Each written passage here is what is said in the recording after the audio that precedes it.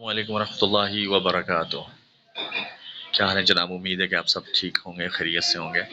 آج صبح میں قرآن کی تلاوت کر رہا تھا، سورہ تکویر کی۔ اس میں دو آیات آتی ہیں، وَإِذَا الْمَوْءُودَةُ سُئِلَتْ بِأَيِّ ذَنبٍ قُتِلَتْ۔ یہ جو آپ کو پتہ ہے، یہ دونوں آیات مشہور ہیں اس حوالے سے کہ اللہ تعالیٰ نے عورت کو مقام دیا ہے، عزت دی ہے۔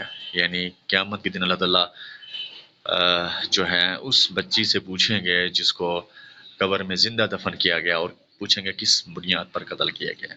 تو یہاں نا ایک چھوٹا سا نقطہ یہ تھا کہ میں یہ سوچ رہا تھا کہ اللہ تعالیٰ بچی سے کیوں پوچھیں گے، حالانکہ ان کے والدین سے پوچھنا چاہیے کیونکہ ظلم انہوں نے کیا تھا۔ تو یہاں ایک بات سمجھ آئی، یعنی غور و فکر کرنے کے بعد، اصل میں اللہ تعالیٰ اس سے یہ پروٹوکول ہی نہیں دیں گے، یعنی ان کا لیول جو ہے وہ یہ نہیں رہے گا کہ اللہ تعالیٰ ان سے مخاطب ہوں، بلکہ اللہ تعالیٰ یہ جو بات اس بچی سے پوچھیں گے اور بچی کے ساتھ بات کریں گے، ان لوگوں سے یہ بات نہیں کریں گے۔ تو یہ بہت غضبناک بات ہے کہ اللہ تعالیٰ ان سے جو ہے اپنا چہرہ جو ہے ان کو نہیں دکھائیں گے، یا ان سے بات ہی نہیں کریں گے، مخاطب ہی نہیں ہوں گے۔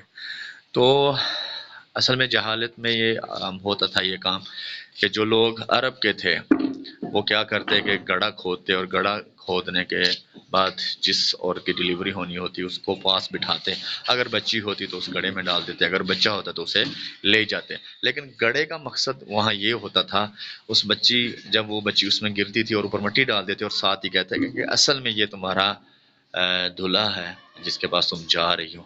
تو یہ تاریخ کی کتابوں میں ایسا لکھا ہوا ہے، تو وہاں سے ہمیں یہ ملتا ہے۔ تو یہ یاد رکھیں، یہ بہت غضبناک بات ہے ان لوگوں کے لیے جو لوگ اپنی بچیوں کو زندہ دفن کر دیتے ہیں، اور اس ڈر سے کہ یہ کسی کی جو ہے کسی کے شادی میں آئیں گی، یا کسی کے حق میں چلی جائیں گی، یا کسی کی بیویاں بنیں گی۔ تو وہاں بھی یہی سمجھا جاتا تھا کہ یہ ہمارے لیے مصیبتیں ہیں، یا ان کو منحوس سمجھا جاتا تھا۔ تو اس طرح کی روایتیں ملتی ہیں۔ تو اللہ تعالیٰ نے ان کو عزت دی ہے، تو ہمیں بھی چاہیے، ہم سب انسانوں کو، کہ یہ جو اسلام کی یہ بات ہے اس پر عمل کریں اور لوگوں تک پہنچائیں، اور خود بھی اگر اس کام کو دیکھتے ہیں کہیں تو اس کو ہمیں روکنا چاہیے۔ جزاکم اللہ خیر۔